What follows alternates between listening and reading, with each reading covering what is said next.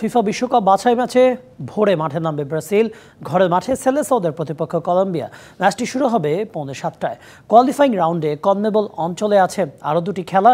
ভোর 5টায় প্যারাগুয়ের অতিথি চিলি, আর সন্ধ্যে 7:30টায় মুখোমুখি হবে পেরু বলিভিয়া। বিশ্বকাপ বাছাই 12 ম্যাচ খেলা শেষ, এখনো টপ 4-এ ঢুকতে পারেনি ব্রাজিল। কোয়ালিফাইং রাউন্ডে খেলা অর্ধেক ম্যাচেও জিততে পারেনি 5 বারের বিশ্ব চ্যাম্পিয়নরা।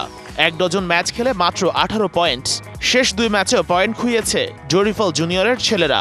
দীর্ঘদিন পর ফিট হয়ে ফিরেছিলেন নেইমার, কিন্তু কপাল মন্দ। ম্যাচের আগে আবারও ইনজুরি কেড়ে নিয়েছে তাকে। কলম্বিয়ার বিপক্ষে খেলা ব্রাজিলের। ম্যাচটা হবে সেলেসাওদের ঘরের মাঠে। উৎসবের খুশি হবে নগদে বেশি, কারণ ঘন্টায় ঘন্টায় আছে গিফট জেতার সুযোগ। হোম অ্যাডভান্টেজ আশা যোগাচ্ছে Vinicius রদ্রিগোদের।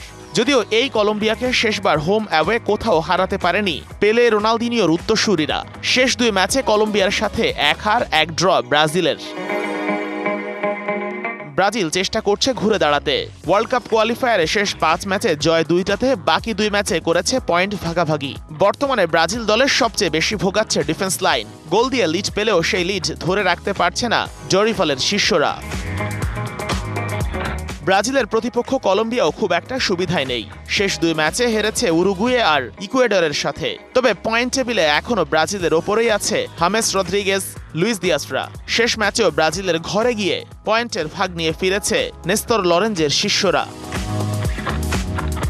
Sheikh Ashik, DBC news desk.